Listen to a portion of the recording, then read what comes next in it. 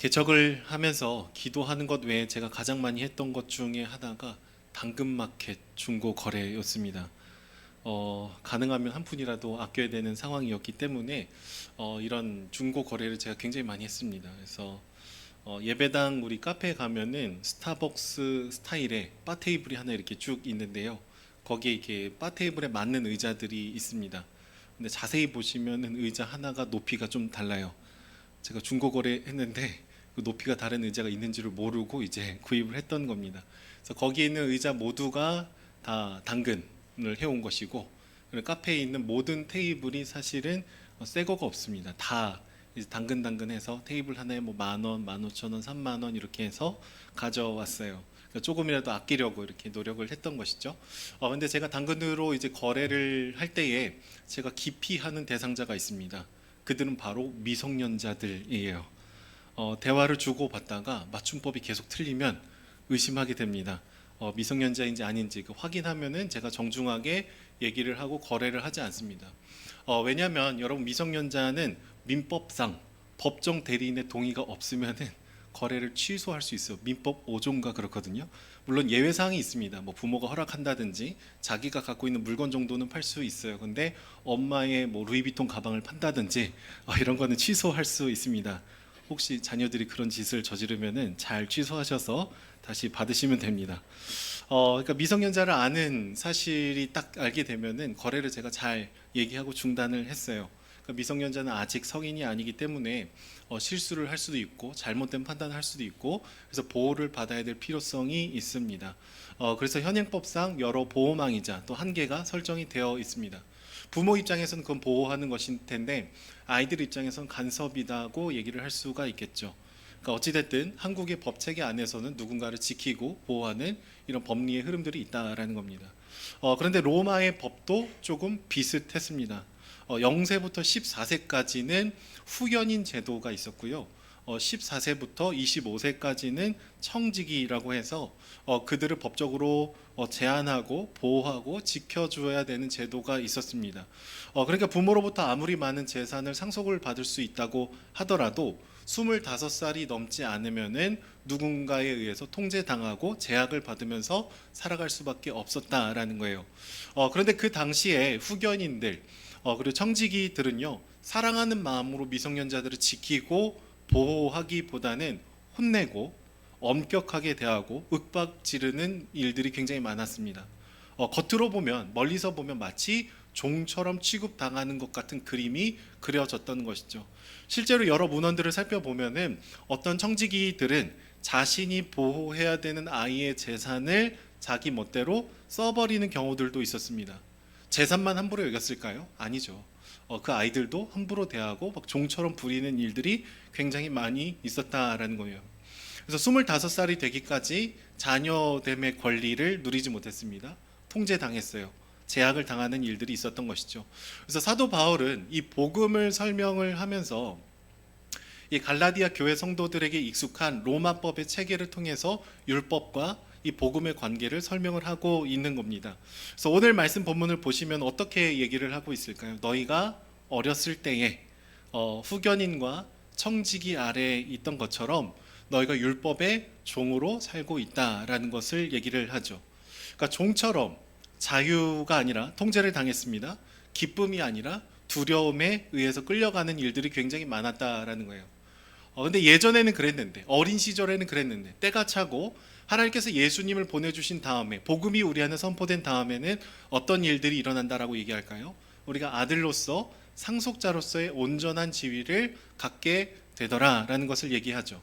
그러니까 이미 우리에게 주어주신 하나님의 약속과 은혜가, 그 권리들이 회복되고 자녀됨의 특권을 누리면서 살 수 있는 존재가 되었다라는 것을 로마법을 통해서 지금 얘기를 하고 있는 거예요. 우리는 조금 낯설 수 있지만 갈라디아 교회 성도들 입장에서는 굉장히 와닿는 비유로 얘기를 하고 있는 것이죠. 그런데 한 가지 질문이 있습니다. 여러분, 갈라디아 교회 성도들은 대부분 유대인 출신일까요? 아니면 이방인 출신일까요? 자, 유대인 출신이다. 손 들어보십시오. 유대인, 자, 이방인 출신. 이렇게 서로 손 안 들기로 약속을 하시고 들면 틀릴 수 있으니까. 이방인 출신 그리스도인들이 훨씬 더 많았습니다. 거의 대부분이었어요. 그러니까 유대인들이 아니었다라는 것이죠. 그러니까 유대인 출신 그리스도인들은요, 예수 그리스도를 믿기 전에는 율법이란 초등 학문 아래에 이렇게 끌려가고 있었습니다. 아무리 지키려고 애를 쓰고 애를 다 써봐도 율법을 다 지킬 수 없는 거예요. 그래서 율법 앞에 솔직하게 반응했으면 어떤 것을 고백했을까요? 하나님, 저에게는 소망이 없습니다. 하나님, 내가 이 율법을 다 지키고 싶은데 계속해서 뭔가를 다 범하게 됩니다. 내게는 소망이 없습니다. 이게 율법의 솔직한 태도입니다. 그런데 유대주의자들은 어떻게 반응했을까요? 내가 율법을 다 못 지킨다는 것을 알아. 근데 나보다 조금 더 못 지키는 사람을 계속 욕하면서 비판하면서 나는 쟤보다는 낫다라는 그런 인식을 갖고 있었던 겁니다. 본인 스스로도 그 누구도 율법을 다 못 지킨다는 것을 알아요. 근데 내가 30점 맞았는데 30점 맞았습니다, 이게 아니라 27점 맞은 애를 보고 계속해서 야, 너 율법 똑바로 안 지키냐, 이렇게 해서 비판하고 정죄하고 판단하는 모습을 보이고 있었다라는 것이죠. 이것이 율법이란 초등학문에 끌려가고 있었던 유대주의자들의 모습이었습니다. 그러면 갈라디아 교회의 성도들은 어땠을까요? 예수님을 믿기 전에 그들은 어떤 초등학문에 끌려가고 있었습니까? 그리스 로마의 신들이 그 예가 될 수 있습니다. 뭐 제우스, 뭐 여러 가지 신들을 보면서 어떤 신에 대해서 끊임없이 끌려가죠. 또 로마 황제를 신으로 숭배하기도 했었을 겁니다. 로마 황제가 자기 자신을 신으로 숭배할 것을 요구하고 안 그러면 이렇게 힘듦을 주기 때문입니다. 그리고 그 당시에 많은 사람들은 지식과 웅변, 성공, 권력, 그 신체적인 아름다움, 이런 것들이 우리를 행복해 줄 거다라고 생각을 했어요. 특별히 로마 시대에 굉장히 많이 발전했던 학문 중에 하나가 수사학이에요. 수사학. 어떻게 내가 말을 잘할 것인가, 어떤 논리를 해서 사람들로부터 인정받는 스토리텔러가 될 것인가, 이런 것에 대해서 굉장히 관심이 많았다고요. 그러니까 사람들로부터 인정받고 뭔가 성공하고 더 많은 것을 가지면 행복하리라는 그런 마음이 있었던 것이죠. 그러니까 유대인처럼 율법 자체에 끌려가고 있지는 않았지만 또 다른 것에 의해서 마음을 빼앗기고 이것을 갖지 못하면 내가 불안할 거다라는 끌려감이 분명히 있었다라는 것이죠. 예를 들어서 여러분, 돈이라는 것을 우리 인생의 중요한 수단 정도로 여기지 않고 내 인생의 목적, 내가 살아가는 이유, 이것으로 여기게 되면은 여러분, 우리는 반드시 돈의 노예가 됩니다. 우리는 주로 부유한 사람들, 계속해서 돈을 갖는 사람들만 탐욕스럽고 이 돈이라는 것을 우상 숭배한다라고 생각을 하지만 여러분, 그렇지 않습니다. 가난한 상태에서도 충분히 돈을 우상으로 숭배할 수 있어요. 나의 힘듦과 아픔과 불행과 고통을 해석할 때 모든 걸 다 돈에서 찾는 거예요. 없어서 그래, 부족해서 그래, 내가 더 많이 가졌으면 이런 삶이 아니었을 거야, 행복할 거야. 유일한 이유를 돈에서 찾아요.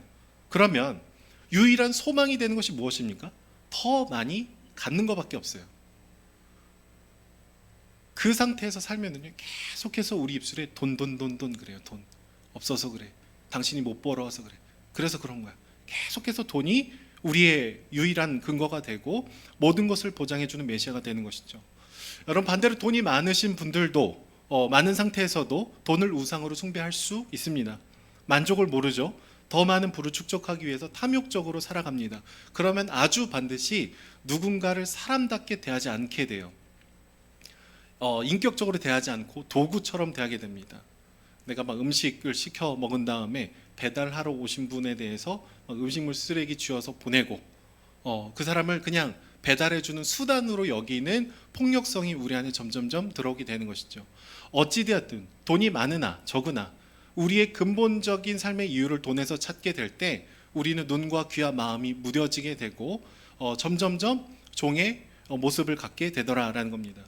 여러분, 팀 켈러는 신이 아닌 것을 신으로 대하기 시작하면 사람은 반드시 그것의 노예가 된다, 이런 얘기를 합니다. 다시 한번요. 신이 아닌 것을 신으로 대하기 시작하면 사람은 반드시 그것의 노예가 된다. 돈은 신이 아니에요. 수단입니다. 중요한 수단이죠. 갖고 싶은 수단입니다. 그런데 그것이 내 인생의 목적이 되는 순간 우리는 돈처럼 감각이 사라집니다. 눈이 사라집니다. 다른 사람의 고통을 들을 수 있는 귀와 마음이 사라지게 되더라라는 거예요. 노예가 되는 것이죠. 결국 예수 그리스도를 만나기 전에 율법에 종속이 되어 있었던 유대인들이나 하나님이 아닌 다른 우상을 추구하고 있었던 이방인들이나 똑같다라는 거예요. 내가 뭔 것을 가짐을 통해서, 율법을 더 지킴을 통해서 스스로가 스스로를 구원하고 싶었던 마음의 본질이 똑같이 맞닿아 있는 것이죠. 하지만 그 무엇을 선택하든지 간에 종이 될 수밖에 없습니다. 율법의 종이 되든지 아니면 다른 우상의 종이 되든지 우리는 늘 불안하고 늘 두려운 것이죠. 갈라디아 교회의 교인들은 이 세 가지의 단계가 일어나고 있는 거예요. 첫 번째, 예수님을 아예 몰랐을 때에는 또 다른 우상의 종이었습니다. 그 다음에 바울을 통해서 복음을 듣게 되었을 때는 하나님의 자녀로서의 기쁨을 누렸어요. 세 번째 단계는 뭘까요? 다른 우상은 아니지만 율법을 통해서 내가 스스로 구원을 받아야 된다라는 또 다른 종의 자리로 다시 내려갔던 것이죠. 그러니까 결국 나를 속박할 대상을 계속해서 바꿔가면서 자녀됨을 누리지 못했다라는 거예요. 하지만 하나님은요, 늘 헛된 것을 쫓아다니는 사람들, 하나님의 은혜를 모르지 않았으나 그 은혜를 내팽개쳐버린 사람들을 위해서 예수 그리스도를 적극적으로 우리에게 보내주십니다. 4절 말씀을 보시면은 하나님이 그 아들을 보내셨는데 어떤 방식으로 보내셨다라고 얘기할까요? 이렇게 기록이 되어 있어요. 하나님이 그 아들을 보내사 여자에게서 나게 하시고 율법 아래 나게 하신 것은, 이렇게 얘기하죠. 여러분, 여자에게 나게 하셨다, 이거는 말로 닿을 수 없는 비하입니다. 저 높은 곳에 계신 분이 이 낮은 곳으로 내려오시는 거예요. 낮춰지심이죠. 여러분, 완전한 신이신 예수 그리스도께서 피조물인 사람의 몸에서 태어나신다. 갓난아이로 태어나셨잖아요. 취약하고 유약한 몸으로 태어나셨습니다. 자신의 배설물을 스스로 해결할 수 없는 그런 연약함 가운데 자기를 노출하셨다고요. 여러분, 이것은 말로 닿을 수 없는 불편함을 감수한 것이죠. 우리를 구원하기 위해서 아주 그냥 멋지고 나이스하게 짠하고 죄를 없애주신 게 아니라 엄청 비참하게 오신 거예요. 창조주 입장에서. 여러분, 만약에 여러분이 사랑하는 강아지를 살리기 위해서 만약에 어떤 분이 당신이 강아지가 되어서 대신 죽으면 이 강아지를 살릴 수 있습니다, 뭐 이런 얘기를 한다고 해보면, 만약에 사람이 개가 된다면 얼마나 많은 불편함이 있을까요? 일단 첫 번째, 두 발로 설 수 없습니다. 소변을 볼 때 다리 하나를 들어야 돼요. 음식을 손으로 집을 수 없어요. 주둥이, 네, 입으로 이렇게 음식에 처박아야 되죠.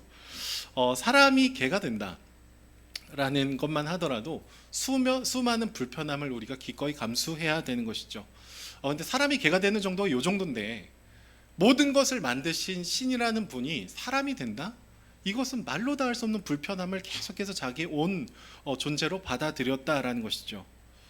두 번째, 주님께서 말씀하시는 것은 예수님께서 율법 아래에서 나셨다라는 얘기를 하고 있어요. 여러분, 그분은 율법을 주신 분입니다. 만든 분이에요. 사실 하나님이 야, 율법 내가 수정할게, 없던 걸로 하자 해도 되셔도 되는 분이에요. 그분은 우리의 주인이시죠.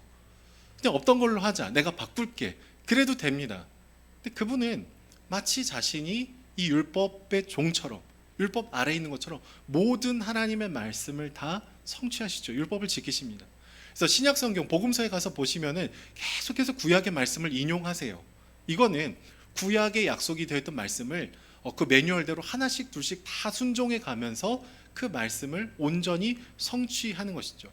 그러니까 율법을 스스로 다 만족시킬 수 없는 사람들을 구원하기 위해서 자기 스스로가 그 율법을 온전히 순종하는 것이죠. 그 이유는 흠도 없고 점도 없는 화목제물이 되기 위해서, 어린 양이 되기 위해서, 고난받는 메시아가 되기 위해서 그 율법 아래로 들어오셨다라는 것입니다. 이유는 단 한 가지밖에 없습니다. 우리를 너무 사랑하시기 때문에. 스스로 답을 낼 수 없는 우리 인생 가운데 유일한 소망이 되고 싶으셔서 그런 길을 선택하셨던 것이죠. 그래서 5절의 말씀을 보시면 이렇게 진행이 돼요. 율법 아래 있는 자들을 속량하시고, 이렇게 얘기합니다. 속량이라는 것은요, 그냥 구해줬다, 이게 아닙니다. 그 당시 로마의 이 시대 속에서 누군가를 노예에서 해방시키려면은 노예의 몸값을 지불해야 되는 시스템이 있었습니다. 몸값을 지불해야 데려올 수 있어요. 근데 예수님께서 그렇게 하셨다라는 거예요. 우리의 생명을 대신 생명값을 지불하시고 우리를 구원하셨다. 여러분, 하나님 편에서는 야, 그냥 없는 걸로 해, 죄가 없다고 해줄게, 그렇게 하셔도 되는 분이라고요. 근데 그러지 않으셨어요. 자기가 직접 죽으시고 모든 생명과 물을 다 쏟으시면서 너희의 생명값을 내가 냈다. 그리고 나의 자녀로 우리를 입양하는 것이죠. 그 다음에 나오는 말이 아들의 명분을 얻게 하셨다. 여러분, 여기서 아들의 명분을 얘기하신 것, 딸의 명분을 빼고 아들의 명분을 얘기하신 이유는 뭘까요? 로마 시대에는 아들만 상속받을 수 있었습니다. 그러니까 상속권을 얘기하고 싶어서 지금 아들만 언급하고 있는 거예요. 딸들은 상속을 받을 수 있는 문화가 아니었습니다. 그냥 우리가 죄가 없다라고 하신 것뿐만 아니라 모든 유업을 이어갈 상속자로 삼으시기 위해서 아들의 명분을 우리에게 주셨다라는 것을 얘기하는 것이죠. 여러분, 그런데 우리가 조금 더 섬세하게 이 개념을 기억을 해야 되는데요. 그냥 죄가 없다, 무죄인이다라고 하는 거랑 무죄 더하기 너는 내 아들이요 딸이다라고 수용해 주는 거랑은 완전히 커다란 차이가 있습니다. 그러니까 주님은 우리에게 모든 죄책을 가져가셨을 뿐만 아니라 더 적극적으로 너는 내 사랑하는 아들이요 딸이라고 얘기를 해주고 계신 것이죠. 사랑의 원자탄이라는 별명을 갖고 있는 손양원 목사님이 계십니다. 우리 교회도 손양원 청년이 있긴 한데 이 목사님은요, 사랑하는 두 아들을 안재선이라는 공산당원에 의해서 이렇게 죽임을 당하게 됐습니다. 자신의 아들을 죽였어요. 얼마나 마음이 힘들었을까요? 보통 사람이라면 어떻게 복수할까? 막 미국이면 진짜 막 총을 사서 막 준비하고 막 그럴 수도 있었겠죠. 근데 이 목사님이 어떤 과정을 거쳤는지 잘 모르겠지만 이 내 두 아들을 죽인 이 안재선이라는 사람을 내가 용서한다. 이 사람을 좀 석방해 주십시오. 그래서 이 사람이 석방이 됩니다. 그게 무죄 선언이죠. 내가 용서한다.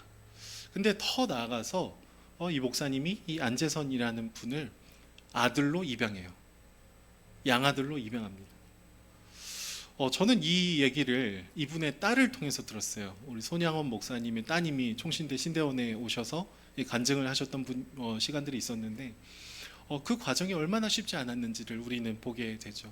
무죄라고 얘기해 주는 것만 해도 감사한데 그게 아니라 내 아들이 되라. 이 개념이 우리에게 지금 적용이 되고 있다는 겁니다. 여러분 4절 말씀 보시면 때가 차면 하나님이 그 아들을 보내셨다라고 얘기해요. 6절 말씀을 보시면은 그리스도의 영을 우리에게 보내셨다. 두 번의 보내심이 있습니다. 아들을 보내셨고 성령을 보내셨다라고 얘기하고 있습니다. 존 스토트는 이 본문을 해석하면서 이런 얘기를 합니다. 예수님께서 이루신 대속의 사역은 우리에게 아들의 명분을 주시는 객관적인 사역이었지만 그리스도의 영이신 성령께서는 예수님께서 우리를 위해서 행하신 일, 그분의 말씀을 떠올리게 하고 우리와 연관을 끊임없이 시키면서 우리의 그 객관적인 사역을 주관적인 느낌으로 주게 하신다. 그러니까 하나님의 사랑과 은혜가 우리의 머리에서 가슴으로 실제로 내려올 때 성령 하나님이 그 역할들을 감당해 주신다라는 겁니다. 여러분, 꿀이 달콤하다라는 것을 모르는 분은 여기 아무도 없을 거예요. 꿀을 한 번쯤은 다 드셔보셨으니까. 근데 제가 설교를 하다가 갑자기 멈춰갖고 우리 지금 제 방에 우리 김수부 장로님 주신 꿀 한 단지가 있는데 제가 그거를 숟가락으로 한 분 한 분 이렇게 먹여드리면서 달죠. 이렇게 물어보면 엄청 달다고 하실 거예요. 입에 꿀을 머금고 그것을 감각하는 거랑요, 여러분 그냥 꿀이라는 것은 달다, 요 사이에는 굉장히 커다란 간격이 있다는 겁니다. 그러니까 여러분, 복음을 머리로 설명할 수 있는 것과 복음이 우리의 영혼을 사로잡는 것 사이에는 커다란 간격이 있다는 거예요. 전혀 다른 문제라는 것이죠. 그런데 하나님은 성령님을 보내주심을 통해서 우리의 머리에서 우리의 가슴으로 하나님의 아들됨이 무엇이라는 것인지를 경험하기를 원하신다라는 것이죠. 그래서 사도 바울은 그래서 얘기하고 있습니다. 성령님을 통해서 우리와 하나님과의 사이 관계가 어떻게 된다라고 얘기를 할까요? 아빠, 아버지라고 부를 수 있는 관계가 된다라는 얘기를 합니다. 여러분 그 원어를 보면은 아빠라는 단어는 아람어로 쓰여 있어요. 아버지라는 단어는 헬라어로 쓰여 있습니다. 나머지 다 헬라어로 쓰여 있죠. 그러니까 바울은 굉장히 특별한 이 언어를 쓰면서 하나님과 우리와의 관계가 얼마나 친밀하고 얼마나 사랑을 신뢰하고 얼마나 마음껏 다가갈 수 있는 존재가 되었는지를 설명해 주고 싶었던 거예요. 왜요? 갈라디아 교회 성도들이 계속해서 이 자녀됨을 잃어버리고 율법의 종으로 가기를 계속해서 자처했기 때문이죠. 그 정도 관계가 아니라는 거예요. 너무 사랑하신다라는 거예요. 우리가 하나님께 언제든지 나아갈 수 있는 존재가 되었다라는 것이죠. 특별히 여기서 부르다라는 이 단어는요, 주저하지 않고 그냥 내뱉다라는 뜻이 있습니다. 사랑을 신뢰하기 때문에. 저희 집에 아이들이 엄마랑 아빠한테 얘기할 때 막 주저하지 않습니다. 저 방에서 엄마 일로 와봐 맨날 그래요. 엄마 일로 와봐. 그래서 저희가 왜 오라는 거야? 일단 와봐. 가면은 저희 막내가 엄마 발 주물러줘 막 이렇게 얘기해요. 저희 셋째가 요새 그 화장실 들어갔는데 아빠 불 좀 켜봐 막 합니다. 예전에 몇 번 켜주다가 기분 나쁜 거예요. 그래서 야, 네 불은 네가 켜 제가 그러거든요. 근데 저희 아이들은 아무런 부담감이 없어요. 엄마 아빠를 부르는데 아무런 불편함이 없습니다. 긴장하지 않아요. 어떻게 말할까? 어떻게 부를까? 어떻게 발을 마사지 해달라고 할까? 그런 거 고민하지 않습니다. 근데 우리와 하나님 사이의 관계가 그렇게 됐다라는 거예요. 언제든지 나를 의지해도 된다, 불러도 된다, 찾아봐도 된다, 이런 것이죠. 그러니까 예수님께서 얘기하시는 것은요, 예수님께서 이루신 일이 성령의 사역을 통해서 우리에게 체감되도록 하나님께서 우리에게 은혜를 주신다라는 겁니다. 그래서 우리는 7절의 말씀처럼 더 이상 종의 정체성이 아니라 아들의 정체성, 딸의 정체성, 자녀의 정체성을 갖고 살아가야 되는 것이죠. 우리는 이 관계를 누리고, 우리는 이 관계를 충만하게 경험하고 하나님과 깊은 교제를 누릴 수 있는 존재가 되었다라는 거예요. 언제요? 그리스도를 통해서. 그래서 9절의 말씀을 우리 한번 읽어보도록 하겠습니다. 너무 소중한 말씀인데 우리 9절 말씀을 함께 읽어볼게요. 시작. 이제는 너희가 하나님을 알 뿐 아니라 더욱이 하나님이 아신 바 되었거늘 어찌하여 다시 약하고 천박한 초등학문으로 돌아가서 다시 그들에게 종노릇 하려 하느냐. 아멘. 9절의 앞부분은 이렇게 얘기하죠. 이제는 너희가 하나님을 알 뿐 아니라 더욱이 하나님이 아신 바 되었거늘. 전 설교를 준비하면서 내가 하나님을 알게 됐다. 뭐 그렇지. 하나님이 나를 아신 바 되었다. 이 말씀이 계속해서 맴도는 거예요. 우리가 하나님을 알게 된 것만 해도 기쁘고 감사한 건데 그분이 나를 아신다. 그분이 나를 아신다. 나의 연약함을 모르지 않으시겠죠. 우리 지난주 말씀처럼 나의 검은 모습을 모르지 않으실 겁니다. 부족하고 막 애쓰려는 나의 마음도 다 아실 겁니다. 때로는 이중적인 모습, 깨어진 나의 모습, 주님이 다 아신다고요.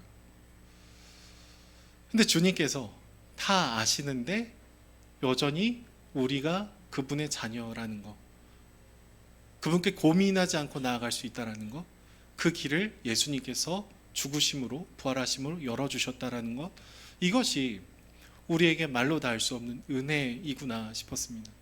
그래서 계속 설교를 준비하면서 주님이 나를 아신다. 왜 아실까? 아시면 좋으실까? 좋으실까? 자신이 없어요. 고민이 되기도 하지만 그러나 또 마음 한켠으로는 기쁘죠. 최근에 우리 교회에 세가족으로 한 분, 두 분 이렇게 등록을 하고 계신데 지난주에 등록하신 한 가정이 있어요. 그래서 3개월 정도 전에 교회를 그냥 이렇게 그때 우연찮게 한번 오셨었고 3개월 정도 후에 지난주에 이게 처음 오셔서 등록을 하셨는데 3개월 전에 오실 때 우리 딸 아이 2명을 데리고 오셨습니다. 예배를 드리고 가셨고 그렇게 오랜만에 지난주에 오셨던 건데 알고 보니까 이 3개월 전에 딱 한 번 교회 왔는데 우리 주일학교를 섬기는 청년 교사 한 명이 이 아이의 이름을 기억한 거예요. 그래서 3개월 뒤에 왔는데 누구 왔구나. 여러분 이 아이의 마음과 이 엄마의 마음은 어떨까요? 정말 오랜만에 왔어요. 간간히 온 것도 아니에요. 두 번째 왔는데 그 오랜 시간 속에서 우리 아이의 이름을 기억해 줬다라는 거, 불러줬다라는 거, 그것은 너무나 커다란 사랑의 언어로 받아들일 수 있었겠죠. 제가 안산동산교회 고등부에 다닐 때 정반대의 경험을 한 적이 있습니다. 예배를 마치고 학교 교실로 가서 이제 공과 공부 모임을 하는데 저희 반을 담당하던 우리 주일학교 선생님이 막 누구 이름을 부르고 제 이름을 안 불렀는데 다 불렀지? 이렇게 하시는 거예요. 그래서 친구들이 선생님 영태 이름 안 불렀어요. 아 형태 아, 네가 김형태구나. 막 그러면서 막 얘기를 하시는 거예요. 근데 그분 얼굴 기억 안 나거든요. 근데 그 감정이 아직도 기억이 나요. 그때 교실, 그때 제가 앉았던 자리, 나의 존재를 모른다는 거, 나의 존재가 없다는 거. 여기서 오는 그 상실감이, 그 느낌이 굉장히 이제 큰 것이죠. 물론 그 당시에 저희 반 아이들이 막 30명이 넘었고요. 오는 애 있고 안 오는 애 있고 막 그 변수가 많았습니다. 그분을 막 비난하고 싶은 마음은 없습니다. 그런데 누군가가 나를 기억해주고 안다. 이게 굉장히 따뜻한 언어이고, 나를 모른다라는 것은 굉장히 차가운 언어일 수 있는 것이죠. 여러분, 오늘 본문을 보시면 하나님 예수님을 보내주셔요. 그리고 그리스도의 영, 성령을 또 보내주신다고 얘기합니다. 우리 가슴으로, 우리 마음으로, 우리 영혼으로 성큼성큼 다가오면서 내가 너를 얼마나 사랑하는지를 네가 알았으면 좋겠다. 내가 너를 안다. 너의 부족함, 너의 연약함, 너의 거무스름한 이중적인 모습 다 알지만, 우리의 민낯을 주님 다 아시지만, 오늘 말씀 본문 앞에 있는 것처럼 그리스도께서 만드신 아름다운 옷을 입히시면서 내가 너를 죽기까지 사랑한다 라고 얘기해 주시는 것이죠. 지난번 특별 새벽 기도회 기간에 저희 딸이 화상을 심하게 입었었습니다. 그래서 화성에서는 치료할 수 없다 그래서 서울에 있는 병원을, 전문 병원을 여러 번 왔다 갔다 했는데, 치료를 받는 과정을 보면 되게 안타까워요. 이렇게 진물이 나면 이제 드레싱을 하면서 그 살을 이렇게 밀어냅니다. 그리고 막 그 고통을 저희 막내가 막 열심히 참고 있었어요. 지금도 이제 3살이 잘 돋았지만, 흉이 없을 거라고 얘기해 주셨지만, 이 피부의 색깔은 달라요. 원래 이제 이 색깔이랑 새롭게 돋아난 하얀 살이랑 좀 다릅니다. 저는 저희 막내를 보면서 이 아이가 어떤 과정에서 다쳤고 어떻게 이 아픔을 극복했는지, 어떤 두려움이 있을지를 가늠하고 상상하죠. 신방을 하다 보면 많은 분들이 인생의 스토리들을 얘기해 주십니다. 이런 일들이 있었고, 이런 아픔이 있었고, 이런 고통이 있었고, 이런 기도 제목이 있다라는 것. 마음을 열어주신 만큼 그분을 향한 이제 기도가 더 깊이 시작이 되는 것이죠.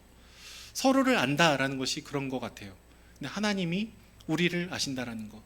정말 아프고 힘들고 어려운 순간에 나를 아시고, 그 상처를 극복하기 위해서 아둥바둥했던 나의 모든 시도들을 다 아시는 주님이 우리를 안아주시고 위로해주고 계신 것이죠. 사도 바울은 계속 이 자녀됨을, 주님께서 우리를 아름다운 옷으로 입히셨음을 놓치지 말고 기억을 해라. 종으로 가지 마라. 엉뚱한 것에 소망을 두지 말아라 라고 소리치고 있는 것이죠.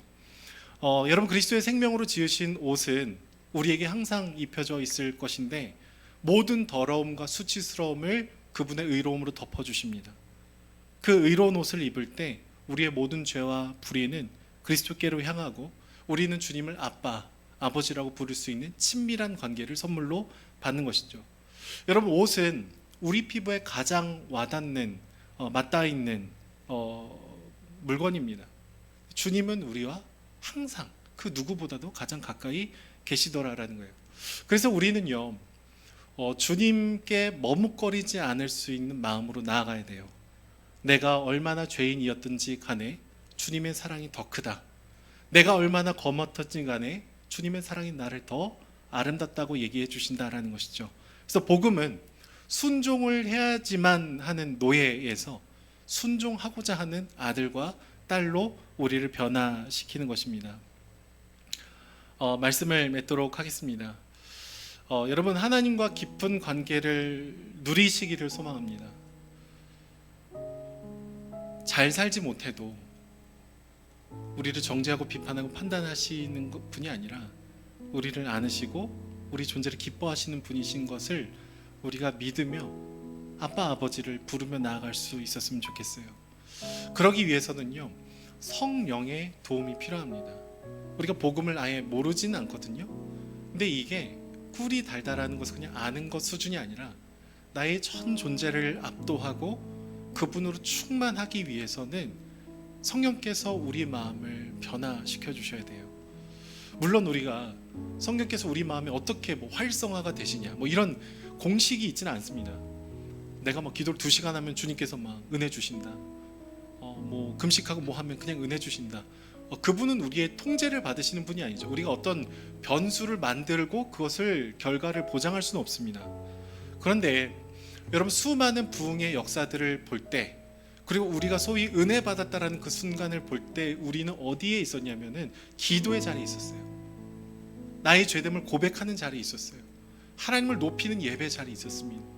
그리고 하나님의 사랑을 신뢰하면서 걸어갔던 것이죠. 저는 저와 여러분들이 하나님을 아는 것, 거기에 머무르지 마시고 주님을 즐거워하고 주님을 사랑하고 주님으로 충만하고, 그래서 그분이 우리 삶의 이유가 되시고 목적이 되시고 우리가 직장에서 말하고 행동하는 그 모든 것의 주인이 되시기를 주님의 이름으로 축복합니다. 말씀을 정말 맺도록 하겠습니다. 저는 저와 여러분들이 하나님이 아닌 다른 것을 지나치게 소망하고 그것에서 소망을 두지 않았으면 좋겠어요. 말씀을 준비하면서 저에게 오늘의 말씀은 좀 어려웠습니다. 왜냐하면 설교자는 일단 말씀을 잘 해석해서 오늘날의 언어로 전달하는 전달자이긴 하지만 사실 가장 먼저 말씀에 반응해야 되는 수신자로서의 책임이 가장 큽니다. 그런데 말씀을 준비하면서 내가 정말 하나님으로 지금 행복한가?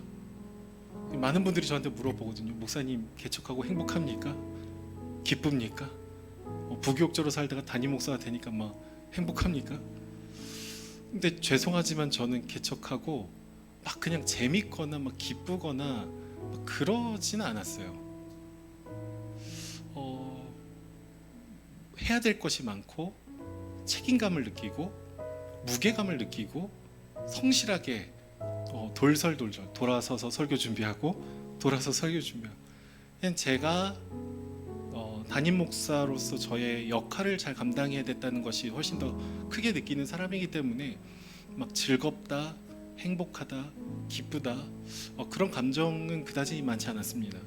근데 오늘 본문을 보면서 설교를 준비하면서 하나님 물어보시는 것 같아요. 형태야, 너 나로 인해서 기쁨이 있냐? 복음으로 인한 즐거움이 있냐? 나에 관한 말씀을 정말 열심히 준비하고 있는데 그거 말고 너 나로 인해서 기쁨이 있냐? 근데 이 질문을 제 앞에 던지는데 기쁘지가 않은 겁니다.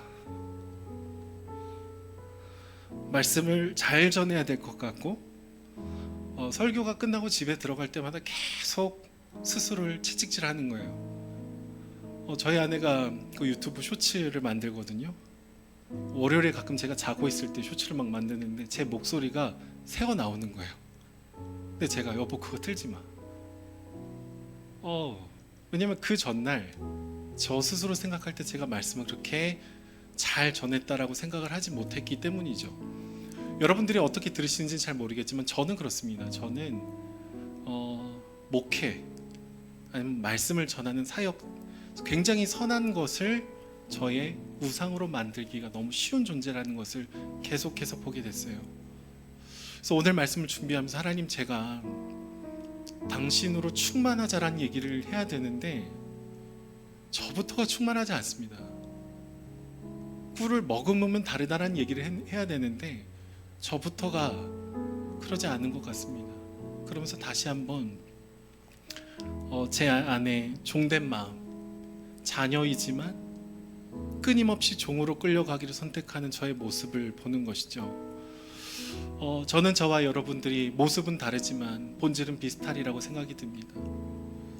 하나님의 사랑이 우리 안에 저를 포함해서 말로 다 할 수 없는 감격으로 흘러 넘칠 수 있었으면 좋겠어요.